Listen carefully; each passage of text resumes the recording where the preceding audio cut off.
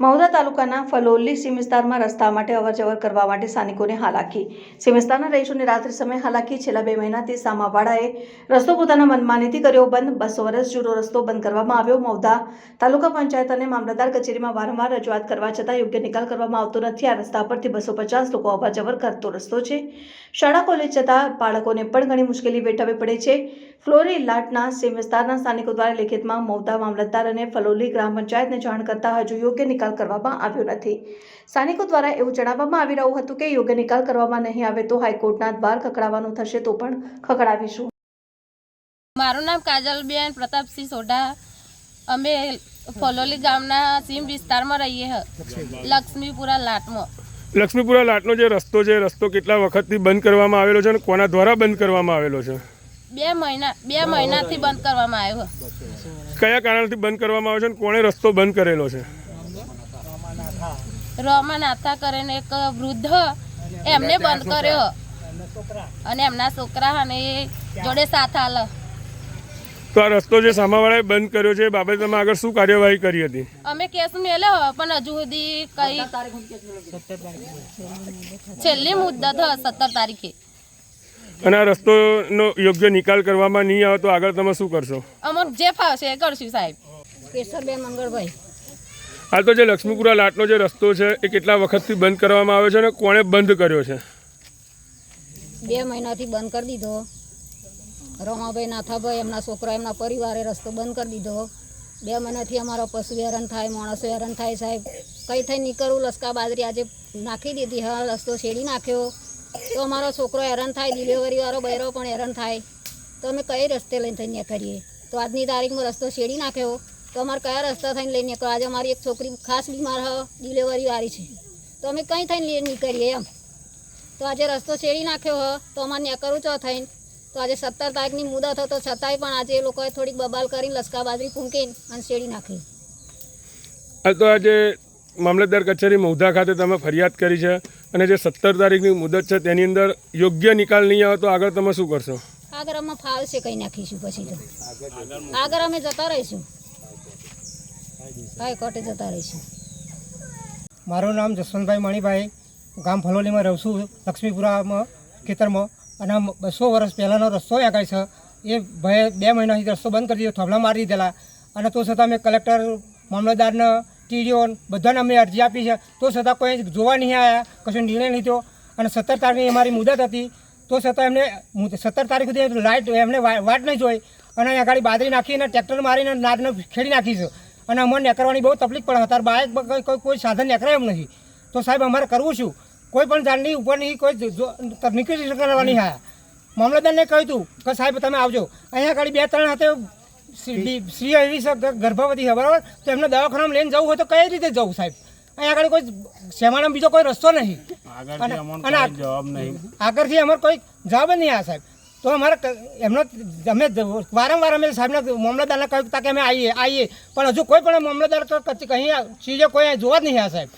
તો અમારે આગળ કરવું શું? કેટલા ટાઈમ પહેલા મામલતદાર સાહેબને રજૂઆત કરેલી હતી? સાહેબ આટલા કોઈ 15 દિવસથી અમે 2 મહિના તો 15 દાડા અમે ધક્કા ખાઈએ તો ગાડી મામલતદાર સાહેબ કણ અને કોઈ પણ જવાબ અમને મળતો નથી। કોને લેખિતમાં અરજી કરેલી છે? મામલતદારના, પછી કલેક્ટરને, પછી ટીડીઓ, પછી તાલુકા પંચાયતમાં બધે મેં અરજી આપેલી છે। ફલોલી ગામ પંચાયતમાં આવી, ફલોલી ગામના પંચાયતવાળા પણ કશું કોઈ કરતા નહીં, સરપંચ કે કોઈ પણ અહીં આવતા નહીં। તો સાહેબ અમારે કરવું શું? અત્યારે અમારી જમીન વચ્ચે 300 થી 400 વીઘા જમીન અત્યારે પડી રહી છે, અમારે ચુમાતું ગતું રહે, અમારે ખાવું શું? ભેંસો ઘાસ સારો કંઈથી લાવો સાહેબ? લક્ષ્મીપુરા લાટ વિસ્તારમાં કેટલી વસ્તી વસવાટ કરી રહી છે? 250 થી 300 વસ્તી છે સાહેબ અને 400 થી 500 ઢોર છે। અને મામલતદારને મેં કહ્યું હતું સાહેબ તમે પોતે ડિસિઝન જોવા આવો બરાબર, અમે અહીં તમને કહીએ કોઈ નહીં પણ તમે પોતે જોવા તો તમને ખ્યાલ આવે કે સાહેબ છેલ્લી પરિસ્થિતિ કેવી છે, શું કેટલું ઢોર છે, કેટલું માણસ છે। 50-60 તો ઘર છે સાહેબ। નામ પ્રતાપસિંહ વિઠ્ઠલભાઈ સોઢા, રહીએ છીએ અમે ફલોલી ગામ વિસ્તાર લક્ષ્મીપુરા વિસ્તારમાં અમે રહીએ છીએ। અત્યારે અમારે પોઝિશન એવી છે કે આ ભાઈ રસ્તો ખેડી નાખ્યો છે। કોણે ખેડી નાખ્યો? રોમાભાઈ નાથાભાઈ। અને કંઈક ડિલિવરીનો કેસ હોય તો 108 ના આવી શકે, પશુ બીમાર હોય તો એ એમ્બ્યુલન્સ પેલું વિઝિટ કરીએ તો કોઈ ગાડી ના આવી શકે, ફરીને છોકરાને સ્કૂલે જવું હોય તો તકલીફ, બાકી સાધન આવતું નથી બરાબર। તો અમે જઈએ કેવી રીતે એમ. કેટલા વખતથી આ રસ્તો બંધ કરવામાં આવેલો છે? લગભગ 2-2.5 મહિના બંધ કરેલો છે. અને આ રસ્તો કેટલા સમયથી ચાલુ હતો અને કેટલા વર્ષોથી જૂનો રસ્તો છે? 200-2.5 વર્ષથી ઘડિયા નીકળી ગયા અમારા. અત્યારે આ ભાઈ અત્યારે એવું ઓબ્જેક્શન ઉઠાવ્યું કે તમારો રસ્તો હોય નહીં. સામાવાળાએ રસ્તો બંધ કર્યો તો તમારે કેવી મુશ્કેલીનો સામનો કરવો પડે? અત્યારે તો અમે આજુબાજુના ઓરકણ પર નીકળી જઈએ. અત્યારે કોઈ સાધન ના આવે, કોઈ હેડીને જઈએ તા, કોઈ ટ્રેક્ટર ના આવે, કોઈ બાઇક ના આવે. અને આજે આ 17 તારીખની મુદત હતી તો એ ભાઈ છેડી નાખ્યો. 17 તારીખ આપણે કહેલું કે કાયદેસર તમે કરો, તો આજે 17 તારીખની મુદત હતી તે ભાઈ છેડી. સોડા પરમાર સંજય કુમાર અર્જુનભાઈ મારું નામ છે. ગામ ફલોલી, તાલુકો મૌદા, જિલ્લો ખેડા. અમે લક્ષ્મીપુરા વિસ્તારમાં રહીએ છીએ. ગામને શ્યામમાળા વિસ્તારમાં. ત્યાંથી રસ્તો અમારા 2 મહિનાથી બંધ છે. એ અરજી આલી આગળ કલેક્ટરને, એમ પણ કોઈ જોવા નથી આવતા. અને આ લોકો અહીંયા અમને હેરાન કરે કે 200-250 માણસ સ્કૂલમાં જનારા છોકરા, અમે અમારો ખેતરો પડી રહ્યા હતા, છેડવાનું નાખવાનું બધું સાધન બાધન કશું આવતું નથી મય. અને 2 મહિનાથી અમે અરજી આલી પણ કોઈ જવાબ નહીં મળતો, આગળથી નહીં મળતો, તો કઈ જવાબ નહીં મળતો.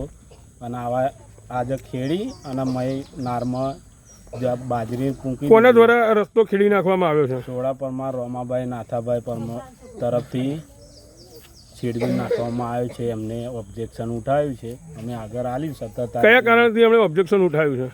આ નાર તમારો અહીં રસ્તો નહીં એમ. અમે 200 વર્ષ જૂનો રસ્તો છે અમારો. 200 વર્ષથી અમારા પેઢીઓની પેઢીઓ નીકળી ગઈ તારનો રસ્તો છે અમારો.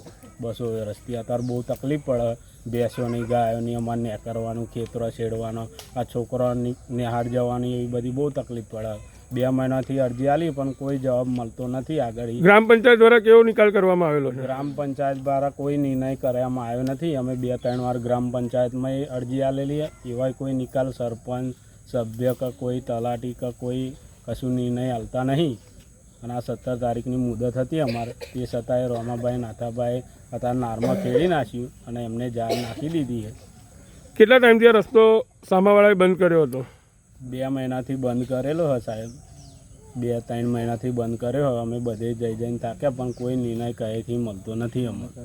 મૌદા મામલતદાર સાહેબ અને તાલુકા વિકાસ અધિકારી અને ગ્રામ પંચાયતના સરપંચ દ્વારા જો તમને યોગ્ય નિકાલ કરવામાં નહીં આવે તો તમે આગળ શું કરશો? અમે આગળ હાઈકોર્ટ સુધી જઈશું. બરાબર, અમે હાઈકોર્ટ સુધી જઈશું. આગળ હાઈકોર્ટ સુધી ફરિયાદ કરશું નહીં નિર્ણય આવે તો.